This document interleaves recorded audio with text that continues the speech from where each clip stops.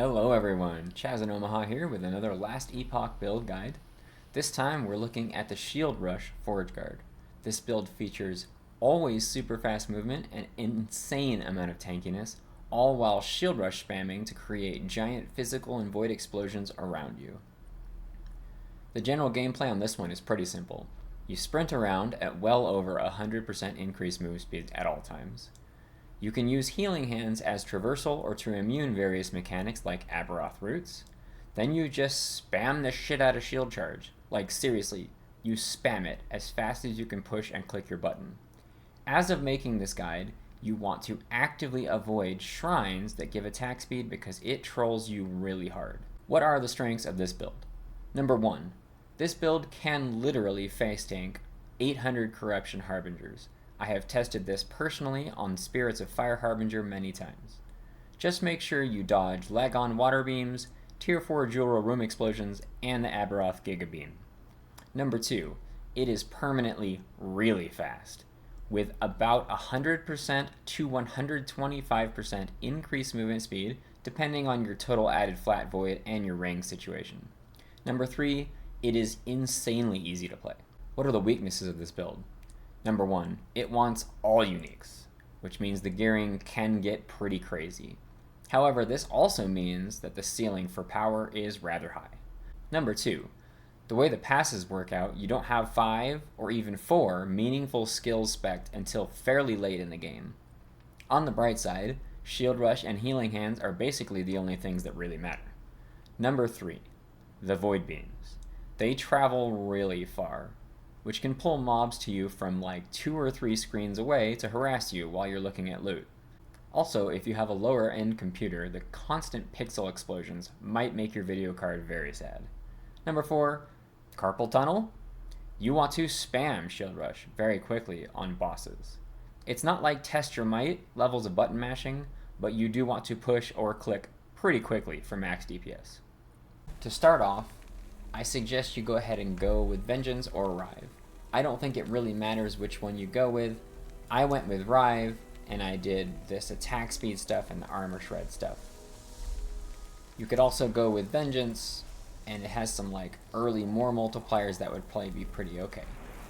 Next up we have Shield Rush. This is the main focus of the build, and it's the primary attack that you use as soon as you get it into spam mode. So you want to go ahead and start off with 2 out of 6 Rush Mastery, no matter which path you pick. Now right at the beginning, you sort of have an option. If you're using a Bleeding Heart, or you have lots of ward idols or affixes on like starter twink gear, you can go right into shield spam. If you're going into shield spam, make sure you pool 3 points and spend all 3 all at once. Don't spend them one at a time or it'll put you in a really strange position where the skill doesn't work correctly. If you aren't using a Bleeding Heart at the beginning, or you just don't want to do the shield spam thing right away, then I would wait until you have Healing Hands working at least at a 50% chance before you go into this. That way you don't just kill yourself with a Rush of Sacrifice. So beyond the whole shield spam choice, I would go ahead and go into 1 out of 5 Consuming Path. Then I would go into the Warrior's Entrance, 2 out of 4. Then you get the Echoes of the Charge, which is almost like a double multiplier. Once you've gotten into this Echoes of the Charge, you're going to want to start alternating between Splintering Impact and Consuming Path. It's more efficient to alternate between the two because they multiply each other. At any point, once you have 2 out of 5 in Consuming Path, you can opt to go into Dark Rush, which will allow you to level with just a 2-hander. I think you probably should do this somewhat early on because it does increase your damage quite dramatically, and the mana cost increase just doesn't really matter. After you've got Splintering Impact and Consuming Path maxed out, you can do the rest of the points in whatever order. Like you can get the beams to make it cost more to increase your passive multiplier, or you can go into Stretch Time. I would mention that these void beams are not really there to do damage. The only reason these nodes are taken is because of the plus mana cost. The Shield Rush costing more mana, especially when you have the World Splitter equipped, is a good thing. So I would say that maybe these aren't really all that useful until you have a World Splitter equipped, although they do look pretty cool. One important note on the mana memory node. This is very important, and it's relevant throughout the entire life cycle of playing this skill. When you're using mana memory, first off, you want a very, very slow weapon. Thankfully, the World Splitter is 0.89 base speed, which is really good. If you don't have a weapon that ends up being slower than approximately 1.0 attack speed, sometimes this mana memory node will fail to trigger and you will lose a ton of mana and yourself. We did some testing while I was playing this character, and if you keep yourself below 1.0, it should be okay, which means if you're using a really slow two-hander that's like, say, 0.88 or 0.89, and you have a bleeding heart on, which gives you a little bit of attack speed, you should be safe. Also, once you get the node in Forge Guard that allows you to wear a two-hander and a shield at the same time, you should be really safe unless you get an attack speed shrine. You want to actively avoid them because they will cause the mana memory to stop working consistently, which will you. Okay, the second skill that you're going to get is Healing Hands. I would immediately go into the cost 2 out of 3, that way this thing doesn't impede your mana situation, and then I would get 4 out of 4 in Cleric's Hammer so that it procs on melee hit. Then I would go into the node that makes it an actual melee attack. The reason why this is really good is because before you get this node, this thing is targeted on an enemy, and with this node, it always hits you. Prior to this node, it can actually miss you if it happens to proc on an enemy that's sort of far away. After you get this melee thing, I would go into the immune while moving thing, and then at that point, honestly, the order of the points doesn't really matter and you can pretty much do whatever you want. Once you get Healing Hands spec'd, you're going to be in a situation where you're not going to be able to spec one of the next 3 skills that you want to use for the final build for quite some time. I would recommend speccing Lunge temporarily in this case. You can go into the immunity thing. You can get this Crusader's Fury. This physical pen is quite significant early on. You can go into this cooldown recovery thing so that you can lunge more frequently. The main reason why I suggest using Lunge as a temporary spec skill is because it's a faster cooldown than Healing Hands. So that means that it will just get you through areas faster. You can spec whatever you want as your third skill, but I would recommend Lunge.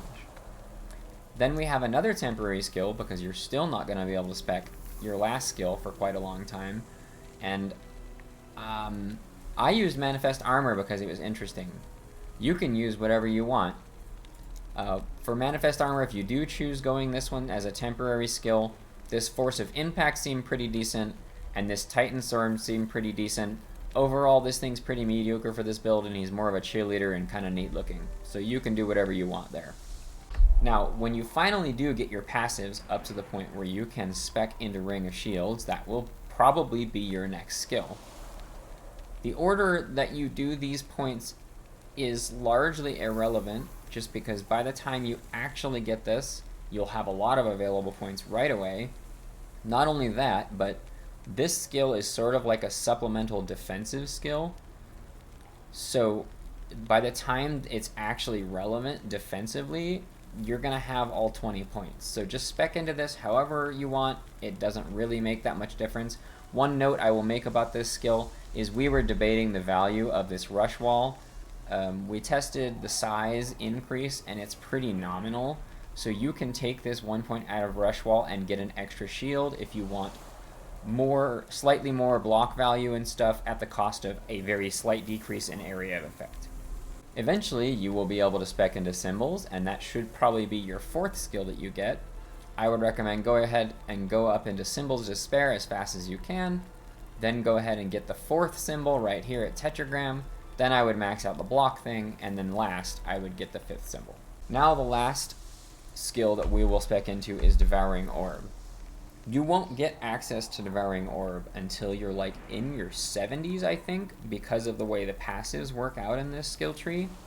By the time you get it, you're going to have so many points that the order in this skill doesn't really matter, but I would say you probably just go Void Adept up into Abyssal Juggernaut, then go to Cosmic Impact, then go into Sightless Star, and last get the Rending Maw.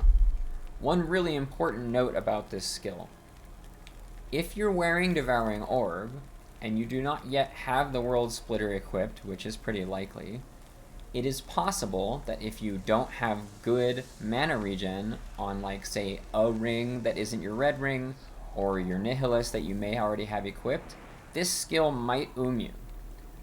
So it is possible that you may need to wait to use Devouring Orb until you have a World Splitter, so you get the increased mana regen for it, or you just simply have mana regen on, say, like, a neck or a ring that you're wearing temporarily before you have endgame gear. Alright, let's talk about some gearing. Gearing in this build can be quite crazy, as you ideally want to wear a unique in every single slot. That being said, there are no mandatory uniques for this build to function. However, each unique you add will have a noticeable impact on your performance. First, we have the Bleeding Heart. This is just a leveling unique. It'll make you invincible at the beginning. I would definitely recommend using one of these until you have either a Nihilist equipped or the World Eater Leech node in the Void Knight tree. Now we have the World Splitter. You want to focus on the 0.3 to 0.5% crit per mana cost roll on this weapon. If you have a 0.5% roll, you will easily get crit capped prior to getting all of your passes or idle enchants. If you have a 0.4% roll, you will get very close to 100% crit at level 100 with good enchants on idols. Getting a 1 LP of this weapon isn't really that hard if you just spam Glyph of Envies on the Black Sun Echo Web. Kill the Harbinger over and over again, and it's a good source of this weapon. It's especially easy because this build can just straight up face tank the bird and the Harbinger. Next we have the Dark Stride. These boots aren't really very good until you have one of the following: Tier 7 move speed in them, the World Splitter equipped, or at least Tier 5 plus melee void on a two-handed weapon. If you aren't wearing these boots, Blood of the Exile is a decent alternative. Now we have the Siphon and Shattered Chains combo. Pretty much any void-based melee just kind of uses these, because 20% more damage with good stats is excellent. 2 LP on the chains is kind of rough. Luckily, 1 LP is most of the value anyways, so you can get Tier 7 health percent. With the Titan Heart, it's probably better to use an Exalted Tier 6 or 7 Shield Rush normal chest until you can slam one into a Titan Heart. At this point, the gearing starts getting a bit harder, as nearly everything is boss farm only, which makes it so you can't really use the Weaver tree to help you. Other than the red ring, but red rings are pretty hard anyways, so, hopefully you get luckier than I did. First we have Dominance of the Tundra. Getting this helm requires killing Antipode boss from a Weaver Echo over and over again. The stats on this helm are insanely good for this build, especially since Evade is super unnecessary when you face tank everything. I recommend you focus on getting at least 11 strength, because having a high stat not only increases your damage and armor, but also helps with red ring requirements. Next we have Horns of Ukeros. The 50% mana cost penalty on this shield is a really good thing, because it gives you a ton more flat crit from your World Splitter. Also, strength is very helpful to meet red ring requirements. Now we have the Anchor of Oblivion.